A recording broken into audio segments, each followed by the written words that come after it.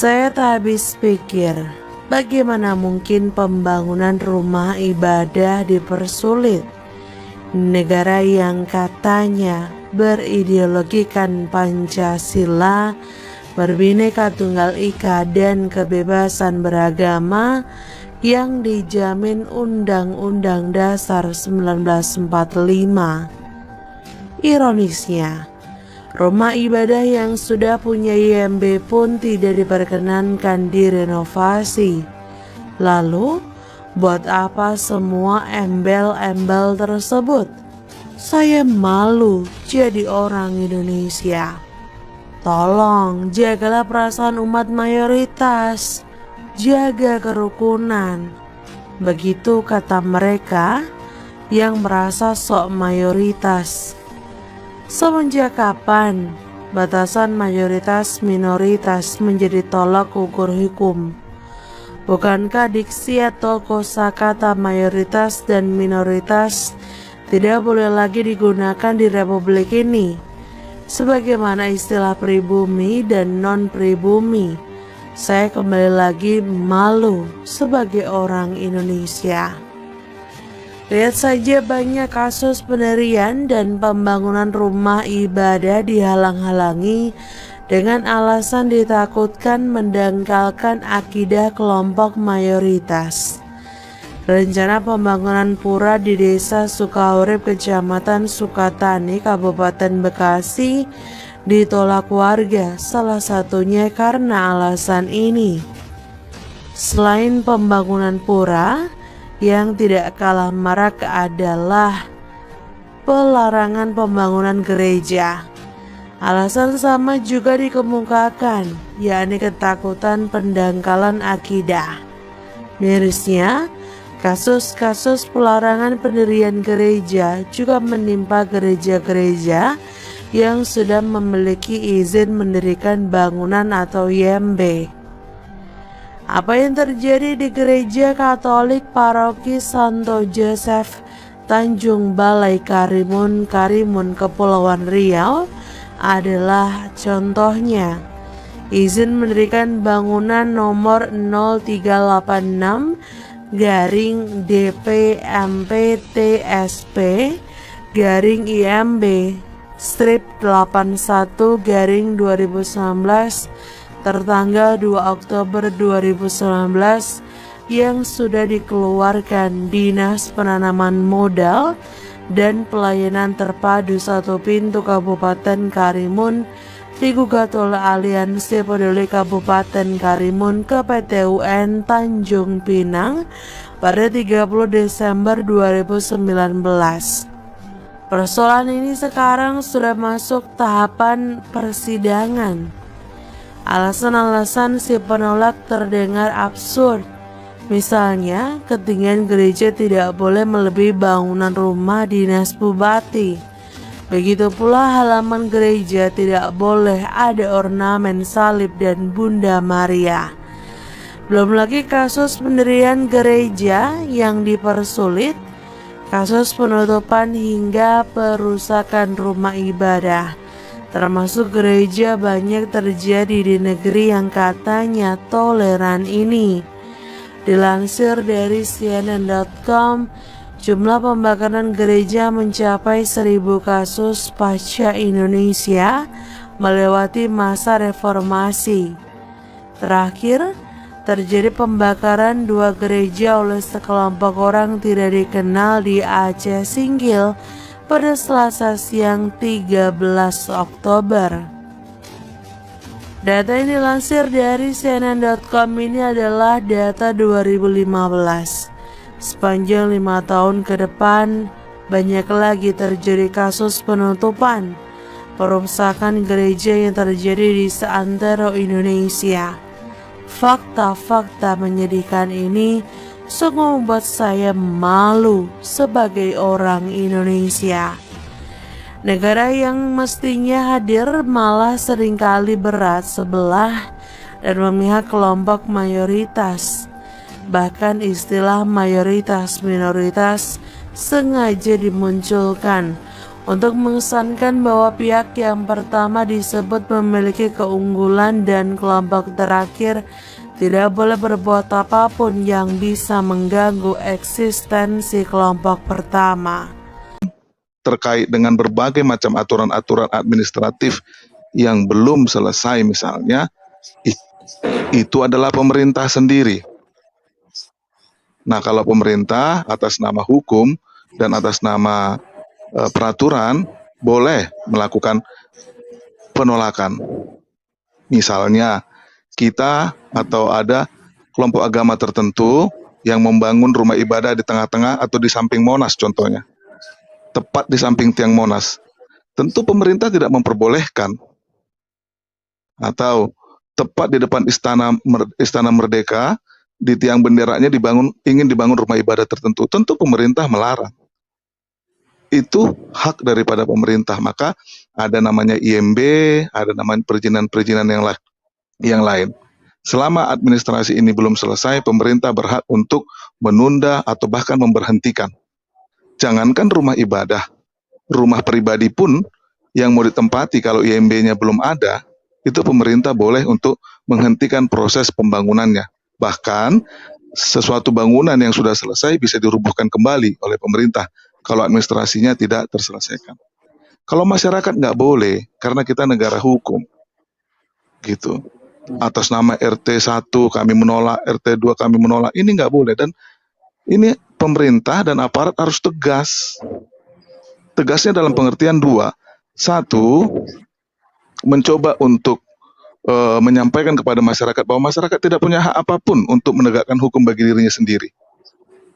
Tidak bisa. Jadi misalnya begini, sepeda motor saya dicuri oleh seseorang, lalu saya benci dengan dia karena mencuri sepeda motor saya pukul dia, itu jadinya saya yang salah. Itu artinya bahwa setiap orang tidak boleh menegakkan hukum bagi dirinya sendiri menurut versinya sendiri. Ada rule hukum, laporkan ke polisi, gugat ke pengadilan kah, dan lain sebagainya. Itu baru benar, maka melibatkan aparatur penegak hukum, baik itu kepolisian, kejaksaan, atau nanti pengadilan. Ini kan jadinya negara model begini kan masyarakatnya berat ini.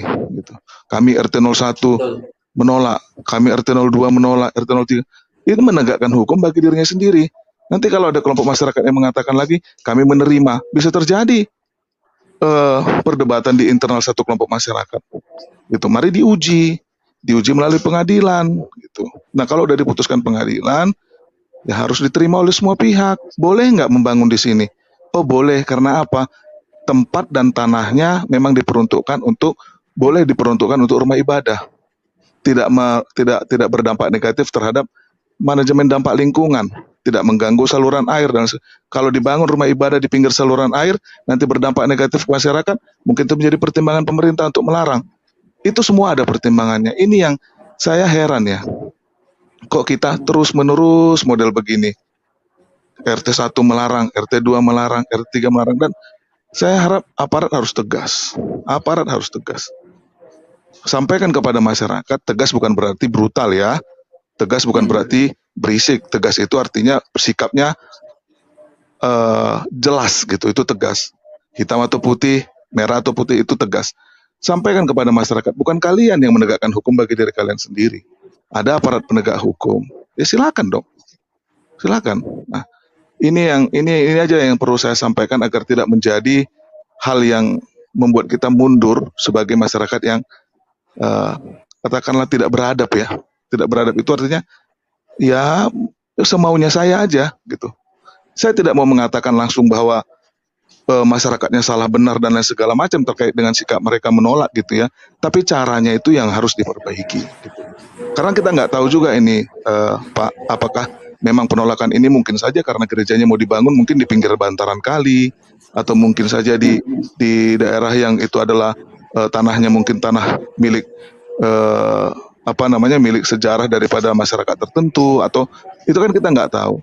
Apapun itu, caranya harus benar gitu. Libatkan aparat penegak hukum agar tidak menjadi multi tafsir gitu.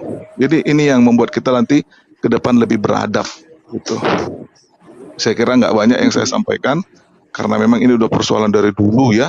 Saya harap pemerintah dan aparat penegak hukum tegas dalam hal ini. Tegas, sekali lagi saya katakan, bukan brutal. Tegas itu adalah mengambil sikap di antara keadaan ini. Ambil alih perkara ini, ambil alih permasalahan ini, pemerintah hadir, aparat penegak hukum hadir. Saya kira itu aja. Oke, luar biasa Pak Boy. Itu saya setuju sekali ya, pemikiran seperti itu, dan juga Pancasila sebagai falsafah negara kita membenarkan bahwa kita memang ini boleh siapa saja bebas untuk beribadah. Dan bebas beribadah ini berarti kita butuh fasilitas kan, kita butuh fasilitas sebagai penopang untuk kita bisa berekspresi dalam hal menganut agama tertentu maupun dalam hal beribadah. Tapi saya mau tanya, kira-kira pendapat Pak Boy terkait dengan spanduk yang di belakang itu kan, apalagi menggunakan istilah kami umat Islam ya. Kan kita di bangsa ini kalau sudah berbicara tentang agama tertentu, nah itu sudah panjang urusannya. Gimana menurut Pak Boy ini?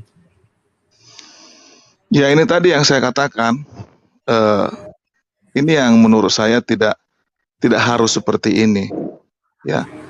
Ya cukuplah mengatakan kami masyarakat RT 01 menolak. Tidak perlu mengquote atau mengutip agama-agama tertentu. Nggak perlu gitu ya. Cukup kami RT 01 menolak karena apa? Karena kalau di sini dibangun di rumah ibadah ini, nanti air tidak akan mengalir dengan segala macam lah. Perdebatan lingkungan lah, perdebatan apa, itu masih bisa kita diskusi dan menarik untuk dibicarakan gitu. Tapi kalau sudah begini kan, apa ya, saya sih tidak mau mengatakan arogansi, karena saya yakin itu nggak mewakili semua kok. Saya tahu nggak seperti itu adanya, itu hanya di quote-quote saja itu. Tempat ini ada aliran kesembuhan. Ketra ini mendoakan bukan cuma tempat ini, tapi semua area di sekitar Mekarsari. Siapapun yang lewat, mereka akan mengalami aliran kesembuhan. Yang sakit disembuhkan, yang susah dihidupkan, yang lemah dikuatkan, yang terhilang diselamatkan. In Jesus' name. Saudara kita, sanak keluarga kita yang lagi terbaring sakit, mungkin yang lagi kena COVID atau penyakit lainnya, kita doakan mudah-mudahan mereka cepat pulih dan kembali ke aktivitas. Atas nama pemerintah Kota Balikpapan, saya menyambut baik kehadiran Tribun Healing Center Geraha CHS ini. Semoga mendapatkan sambutan yang baik dari masyarakat sebagai salah satu wadah pelayanan kesehatan yang ada di Kota Balikpapan. Bilang kalau mau, misalkan nggak di sini, coba kita percaya dokter. Cuma ada dokter. Iya, nggak ada. Kita apa aja payah dari saya yang nenek suruh diri kan.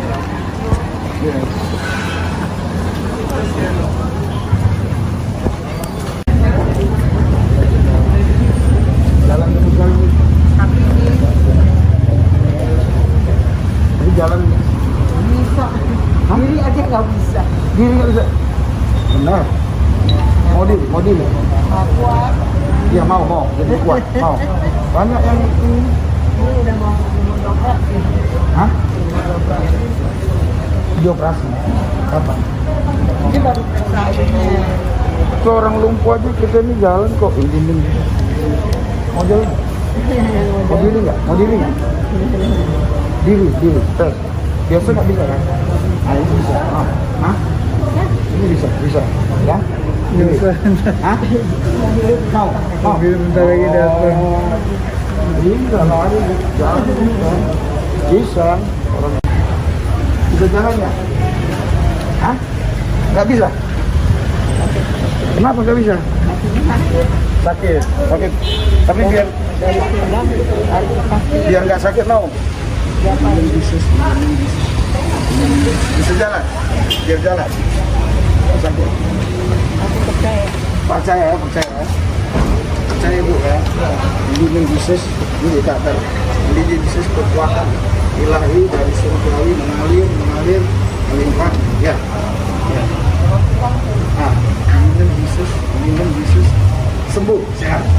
Yang lain yang lumpuh jalan, apalagi ini Yesus. Ayo.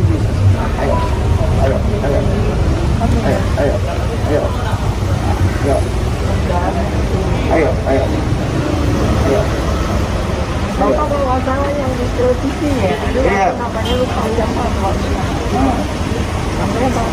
Audis. Oh. Tahu dia. Ayo. Aku dengar suaranya, Mama. Mau aku bantu pengen. Tapi tidak ada jawaban. Oh, luar biasa. Luar biasa. Bisa ketemu. Ayo jalan.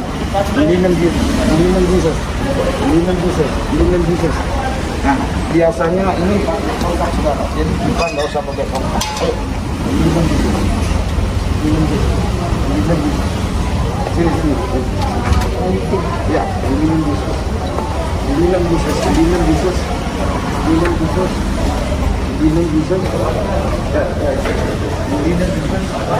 Jangan takut. Ingat, saya. Cepat. Nah, ini udah lama menanti-nantikan. Datang saya. Ketemu di sini.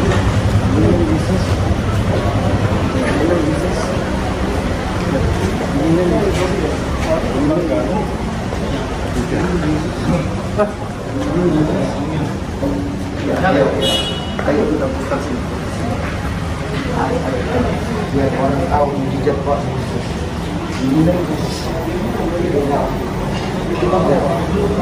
Ini tadi pakai tongkat ini, saudara.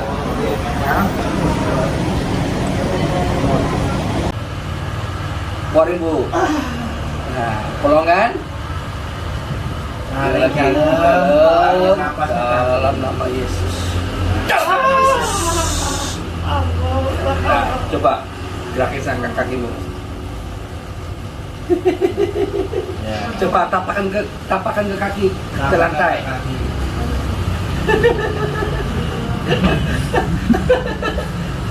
Mit ya Bu, buka kacamata Bu. Mit ya, sering pusing malah dia. Kalau udah pusing, kayak mau rubuh rasanya. Kayak mau runtuh pikirannya. Ya, permisi ya. Oh, ini diganggu orang. Ada orang fitnah dia. Tapi ibu pakai fitnah, ikut tiga bukti. Orangnya kalah.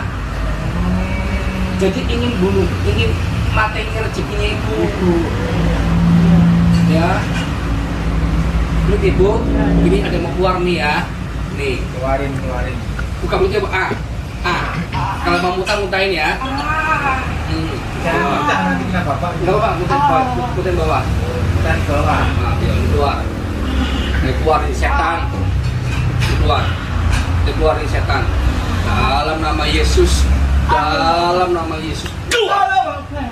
Keluar.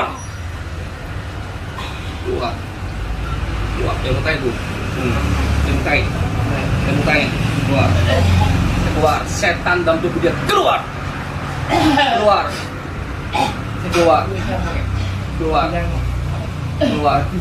Dalam nama Yesus. Keluar. Api. Keluar. Keluar. Satu dah. Keluar. Jalan Dalam nama Yesus. Keluar. Nih. Kecekal nih ya Bu ya. Berasa nih ya. Kepegang nih.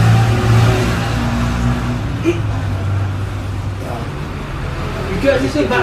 Permisi ya. Punya wanita bukan ya? Dah, buka mata Musa. Wah. Iya kan, sini kan? Nah, coba nih. Tuh, enak banget kan? Iya, sudah nggak sanggup. Coba.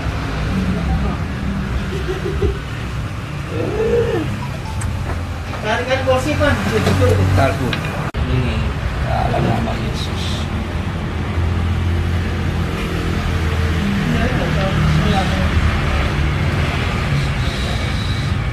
Dah. Sini Pak. Iya. Saya di sini. Gak apa-apa. Iyalah, orang popo. Ya pakai gini aja ya. Orang popo. Iya.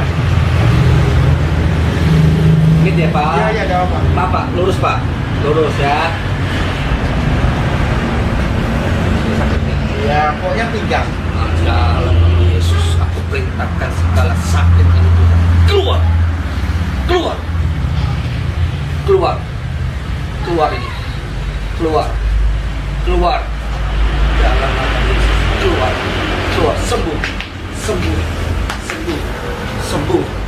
semua setan keluar, keluar, keluar, yes, keluar, yeah, keluar, keluar ini, keluar. Seperti yang suka kembung Tuhan, suruh ini keluar. Api, keluar. Nah, coba goyangkan sekarang, bungkuk sekarang. Iya. Ya sering gitu. Nah, sekarang enggak. Jam. Wes, kamu kok sholat pun enak. Iya. Nah, kan? Biasanya kuat jadi gitu. ibadahmu nggak terganggu. Iya. Kuat tuh saya itu Pak. Kadang itu kalau waktu ini. Hah? Ya. Kamu berarti.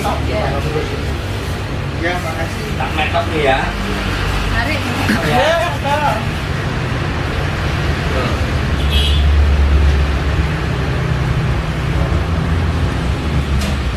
Segala roh jahat untuk keturunan kami patahkan sembuh saat ini kata bulan apapun kepala dan segala roh sialan keturunan apapun aku patahkan aku hancurkan dalam nama Yesus. Sembuh. Perut kamu suka ada bermasalah ya? Perut ya? Pegang sini. Pegang ya. Pegang ya. Keluar. Keluar. Keluar. Dalam nama Yesus. Keluar. Keluar. Keluar. Keluar. Api. Dalam nama Yesus. Dalam nama Yesus. Sembuh. Sembuh. Sembuh. Bisa.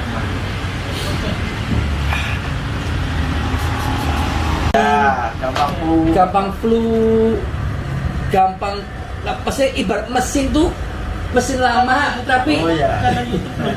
otaknya otak canggih itu loh. Siapa namanya? Rizky Rahmat ya. Rizky tanya. Rizky. Tuhan, kau pakai air ini menjadi air urapan Tuhan saat dia diminumkan darah Yesus sehingga menyembuhkan, memulihkan. Air itu pakai Tuhan untuk menyembuhkan, memulihkan. Saat dia minum, Tuhan Yesus menyembuhkan, Tuhan Yesus memulihkan. Dalam nama Yesus, darah Yesus menyembuhkan, darah Yesus menyucikan. Dalam nama Yesus berhasil apa yang dia kerjakannya, nama Tuhan termuliakan. Haleluya. Amin. Pak, ridho lah ya. Untuk yang nomor 1 itu. Ya, jangan Bapak minum. Dalam nama Yesus. Dalam nama Yesus. Dalam nama Yesus. Terakhir Ibu ya. Tarik dalam dalam. Keluar Ibu. Nah, kolongan. Tarik dalam. napas Dalam nama Yesus. Dalam nama Yesus. Nah, coba gerakin sang kakimu. Ya. Coba tapakan ke kaki ke lantai.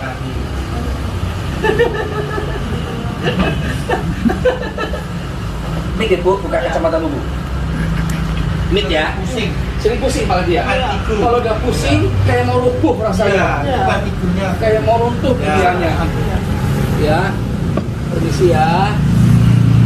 Oh, ini diganggu orang. Ada orang fitnah dia. Tapi ibu pakai fitnah, ibu tidak bukti, orangnya kalah.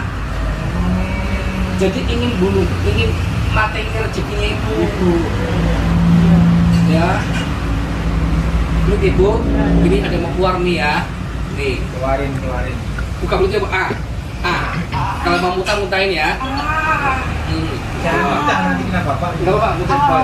Muntah di bawah. Nah, ya keluar. Keluar dari setan. Keluar dari setan. Dalam nama Yesus. Dalam nama Yesus. Keluar. Keluar. Keluar. Keluar. Temukai Bu.